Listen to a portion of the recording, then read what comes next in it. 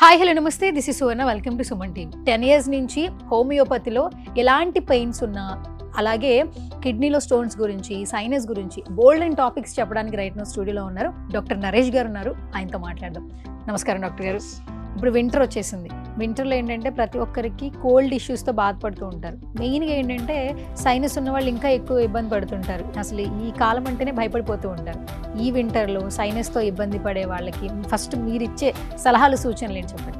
Compulsory winter వచ్చేసరికి చాలామంది భయపడతారు. ఎందుకంటే సైనస్ అనేది ముక్కు స్టఫ్నెస్ డెవలప్ అవ్వడం, శ్వాసకి ఇబ్బంది కావడం అనేది చిన్నపిల్లలు పెద్దలు ఓల్డ్ ఏజ్లో ఇంకా ఎక్కువ సఫర్ అయ్యే ఛాన్సెస్ ఉంటుంది. కంపల్సరీ మనం కొంచెం హాట్ వాటర్ లాంటివి రెగ్యులర్గా తీసుకోవాలి. కోల్డ్ థింగ్స్ దూరంగా ఉండాలి. మనం ఉండే ఇంట్లో వెదర్ కూడా కొంచెము హాట్ వెదర్ ఉండేటట్టు ఉండేది చూసుకోవాలి. కంపల్సరీ కోల్డ్ వెదర్ కన్నా ఎక్స్పోజ్ కాకుండా చూసుకోవాలి. కంపల్సరీ అట్లా చూసుకుంటే మనం రిపీట్ కాకుండా ఎక్కువ సీజన్లో, ఎందుకంటే ఇది వెదర్ చేంజ్ వల్ల వచ్చే ప్రాబ్లం. వెదర్ వల్ల వచ్చే ప్రాబ్లం కాబట్టి మనం వెదర్ నుంచి ఎలా కాపాడుకోవాలో కూడా చూసుకోవాలి. కాబట్టి వెదర్ నుంచి వచ్చినప్పుడు ఎట్లాంటి ప్రాబ్లమ్స్, సడన్గా వెదర్ చేంజ్ అయినప్పుడు, సడన్గా ఫాగీ వెదర్ డెవలప్ అయినప్పుడు ఏ విధంగా మనం చూసుకోవాలి, జాగ్రత్త పడాలనేది కూడా ఇంపార్టెంట్. అట్లయితే దాంట్లో మనకు 5 to 10% కూడా అది కూడా హెల్ప్ఫుల్ అవుతాయి అలాంగ్ విత్ మెడికేషన్స్. బేసికల్గా సైనస్ వచ్చింది అని గుర్తించడం వల్ల లక్షణాలు ఏ విధంగా ఉంటాయి? జనరల్గా అయితే సైనస్లో స్టార్టింగ్ స్టేజ్లో ఏమైనా అలర్జిక్ ప్రాబ్లం అని చాలామంది చెప్తుంటారు. డస్ట్ ఎలర్జీ వచ్చినప్పుడు తుమ్ములు వస్తున్నాయి సార్, మార్నింగ్ లేవగానే తుమ్ములు కంటిన్యూషన్ ఆఫ్ 50-60 ఎపిసోడ్స్ వస్తుంది, కాన్స్టెంట్గా స్నీజింగ్స్ వస్తున్నాయి, కాన్స్టెంట్ రన్నింగ్ నోస్ వస్తుంది అనేది ఇది అలర్జిక్ రైనైటిస్ ప్రైమరీ కండిషన్ ఇది. సో దీంట్లో ప్రధానంగా మనం ఏం చేస్తాము, డస్ట్ కానీ వెదర్ కానీ వాటర్ కానీ ఏది ఎక్స్పోజ్ అయినా ఆ పర్టికులర్ పేషెంట్కు సిమ్టమ్స్ డెవలప్ అవుతాయి. ఇది దాటిందంటే పేషెంట్కు మనకు చిక్ సైడ్ అంటాం, సో ఫ్రంటల్ సైడ్ అంటాం, ఈ ఏరియాస్లో మనకు పెయిన్ వస్తుంది. సో ఇక్కడున్న కొన్ని వాటర్కు మనకు ఇన్ఫెక్షన్, లిక్విడ్కు మనకి ఇన్ఫెక్షన్ వచ్చే ఛాన్సెస్ ఉంటుంది. సో దీన్ని మ్యాక్సిలరీ సైనస్ అంటాం. ఒకవేళ ఇక్కడ ఉన్న ఏరియాకు కనుక ఇన్ఫెక్షన్ వస్తే దీన్ని ఫ్రాంటల్ సైనసైటిస్ అంటాం. దీంట్లో డిఫరెంట్ రకాలు ఉంటాయి సైనసైటిస్. బేసిక్గా అయితే మనకు అందరు రెగ్యులర్ కంప్లీట్ చేసేదిలో మ్యాక్సిలరీ సైనసైటిస్ ఒకటి, ఫ్రాంటల్ సైనసైటిస్. దీంట్లో సివియర్ ఫామ్ ఏముంటుంది అంటే హెడేక్, అసోసియేషన్ ఉండి సైనసైటిస్ ప్లస్ అసోసియేషన్ ఉందంటే అది పీక్ స్టేజ్కి వెళ్ళినట్టు లెక్క. సో కంపల్సరీ దీంట్లో రన్నింగ్ నోస్, స్టఫీ నోస్, రాత్రిపూట ముక్కు బ్లాక్ కావడము, తర్వాత మనం రెస్పిరేషన్ సంబంధించిన పప్స్ కొట్టుకోవడం, కొందరు నెబులైజేషన్కి ప్లాన్ చేసుకోవడం, ఇవి జరుగుతాయి అన్నమాట.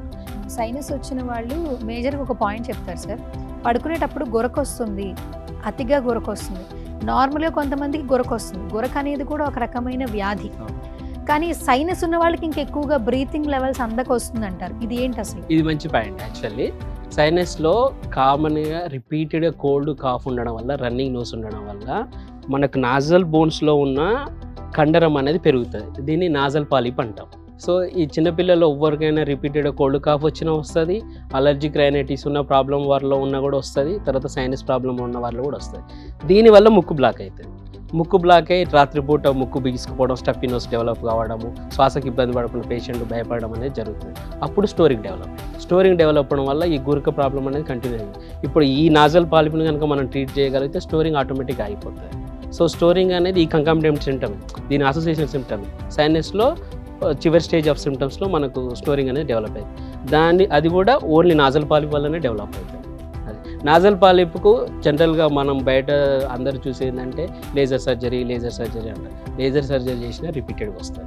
పెద్దవాళ్ళు అంటే సైనస్ ఇష్యూస్ ఉన్నా, కోల్డ్ ఇష్యూస్ ఉన్నా ఓకే, వాళ్ళకి ట్రీట్మెంట్ చేయొచ్చు.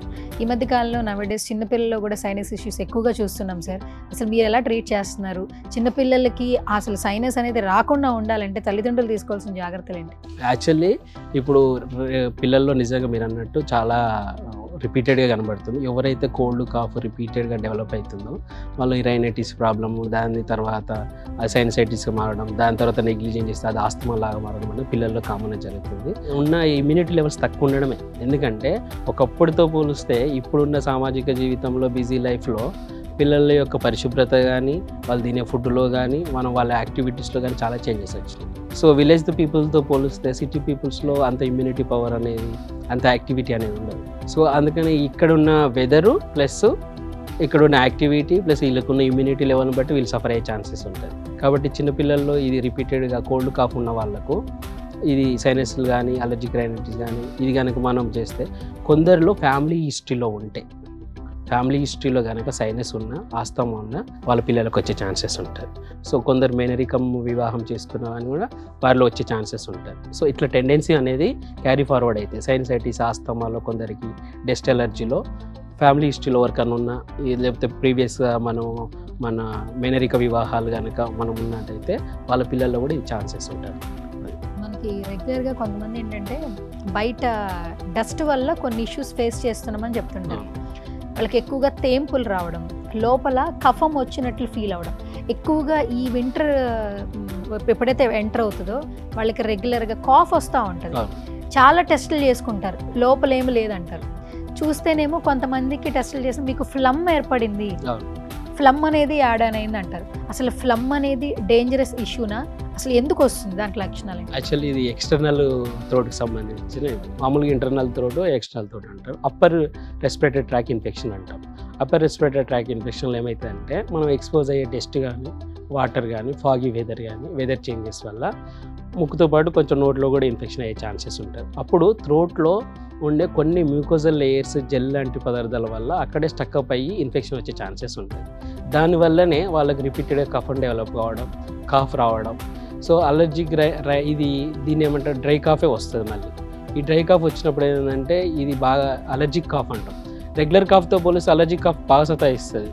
రెగ్యులర్ కాఫ్ ఒక 1 వీక్లో మనకు మెడికేషన్స్తో తగ్గిందంటే అలర్జిక్ కాఫ్ 15-20 డేస్ కూడా పడుతుంది, 1 మంత్ కూడా పడుతుంది.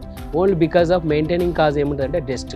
సో డస్ట్ ఎక్స్పోజ్ కావడం వల్ల, మనకున్న వెదర్ ఎక్స్పోజ్ కావడం వల్లనే అది మెయింటైనింగ్ ఫ్యాక్టర్ కావడం వల్ల పేషెంట్ అనేది 15-20 డేస్, 1 మంత్ కాఫ్ తోటి కంటిన్యూగా సఫర్ అవుతాడు. సో అది జనరల్గా అది అలర్జిక్ కాఫ్ అంటాం. అలర్జిక్ కాఫ్ ఉన్నప్పుడు కొంచెం బాగా సతాయించే ఛాన్సెస్ అయితే ఉంటాయి. అంటే వాళ్ళకి ఆ కాఫ్ నుంచి బయటపడాలంటే మీరు ఏమైనా హోమియోపతిలో? కంపల్సరీ. యాక్చువల్లీ దీని డస్ట్ ఎలర్జీ వల్ల వచ్చినా కానీ, అలర్జిక్ రైనైటిస్ వల్ల వచ్చే కాఫ్ అనేది పోస్ట్ నార్టల్ డ్రిప్ అంటాం. అంటే థ్రోట్లో కొంచెం ఇన్ఫెక్షన్ లాగా వచ్చి దాంతో కాఫ్ డెవలప్ అవుతుంది.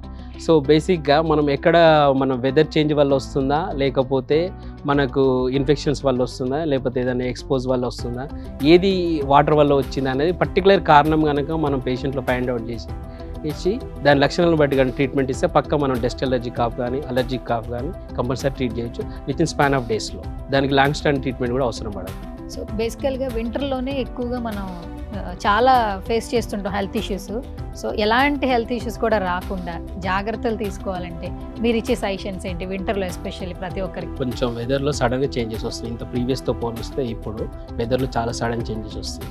ఒకప్పుడు డిసెంబర్లో స్టార్ట్ అయ్యే వెదర్ చేంజెస్ ఆల్రెడీ నవంబర్లో కూడా అంత సివియారిటీ ఆఫ్ మనకు వింటర్ అనేది స్టార్ట్ అయింది.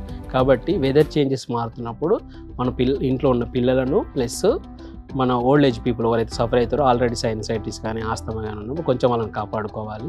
మంచి హాట్ వెదర్లో ఉండేటట్టు చూసుకోవాలి. వాళ్ళకి ఇచ్చే ఫుడ్ కూడా కొంచెం ఇమ్యూనిటీ సంబంధించి మంచి హెల్త్ ఫుడ్, ప్రోటీన్ ఫుడ్ అనేవి ఇవ్వాలి. రెగ్యులర్గా వాళ్ళకి ఇచ్చే మీల్స్లో కానీ, తర్వాత ఇచ్చే ఫుడ్లో కానీ కొంచెం హెల్తీ ఫుడ్ కానీ మనం ప్లాన్ చేసుకోవాలి. Along with hot water plan చేసుకోవాలి, కోల్డ్ వాటర్కి ఎక్స్పోజ్ కాకుండా.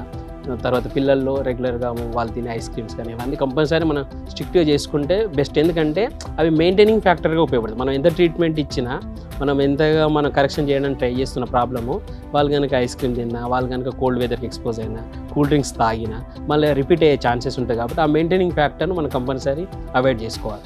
తగిన జాగ్రత్తలు తీసుకుంటూ మనం మెడిసిన్స్ కనుక కంటిన్యూ చేసుకుంటే మనం పర్ఫెక్ట్లీ ట్రీట్మెంట్ ఇవ్వచ్చు. సో ఫైనల్గా ఈ వీడియోస్ చూస్తున్న సుమన్ టీవీ ఆడియన్స్కి మీరేం చెప్తారు as a homeopathy doctor? Actually మిగతా ట్రీట్మెంట్తో పోలిస్తే, మిగతా సిస్టమ్ ఆఫ్ మెడిసిన్స్తో పోలిస్తే హోమియోపతిలో బ్యూటిఫుల్ ఏంటంటే, సో ఏ ప్రాబ్లం అయినా ట్రీట్ చేసిన కొన్ని సంవత్సరాల తర్వాత వాళ్ళ ఇమ్యూనిటీ పవర్ తగ్గిన తర్వాత, వాళ్ళకి ఏదైనా వైరల్ ఫీవర్స్ వచ్చి వాళ్ళు లో అయిన తర్వాత ఏదైతే ప్రీవియస్గా ఉన్న ప్రాబ్లం రిపీట్ అయ్యే ఛాన్సెస్ ఉంటుంది. ప్రీవియస్గా సఫర్ అయినా లేకపోతే ఈ మధ్య కాలంలో సఫర్ అయినా ఎప్పుడైతే వాళ్ళు ట్రీట్మెంట్ ఆపేస్తారో బయట, అది రిపీట్ అయ్యే ఛాన్సెస్ ఉంటుంది. హోమియోపతిలో నీకు లాంగ్ స్టాండింగ్ ట్రీట్మెంట్ ఉండడం వల్ల ఏమవుతుందంటే ఏ క్రానిక్ డిసీజ్నైనా మనం రిపీట్ కాకుండా చూస్తాం. సో బాడీకి ఒకసారి అది టెండెన్సీ అంటాం. టెండెన్సీ అంటే ఏంటిదంటే, ఇప్పుడు రీనల్ స్టోన్స్ అయినా కానీ, సైనస్ అయినా కానీ, ఆస్తమా కానీ, ఏదైనా కానీ బాడీలో ఆ టెండెన్సీ ఉంటుంది, రన్ అయిపోతుంటుంది. ఈ రన్నింగ్ విధానము, ఈ మెకానిజం ఆపాలంటే ఓన్లీ హోమియోపతిలోనే స్కోప్ ఉంటుంది. ఎందుకంటే అది కారణం ఏంది, ఫ్యామిలీ హిస్టరీలో ఉందా, లేకపోతే పేషెంట్ రిపీటెడ్గా ఎక్స్పోజ్ అవుతుందా, ఇమ్యూనిటీలో ఉందా, ఏదనేది ఫైండ్ అవుట్ చేసి మనం కనుక రిపీటెడ్గా మనం కాన్స్టెంట్గా ట్రీట్మెంట్ ఇవ్వగలిగితే ఈ టెండెన్సీ, రిపీటెన్స్, రికరెన్స్ అయితే ఏమన్నా వాళ్ళ లైఫ్లో అవి రాకుండా చేయొచ్చు. బయట సిస్టమ్తో పోలిస్తే హోమియోపతిలో బ్యూటిఫుల్ అదే. సో కొంచెం లేట్ అయినా పర్వాలేదు, పర్ఫెక్ట్గా మనము రిపీట్ రాకుండా చేసుకోవాలంటే homeopathy best choice. Thank you so much doctor. చాలా మంచి టాపిక్స్ గురించి డిస్కస్ చేశారు. Thank you.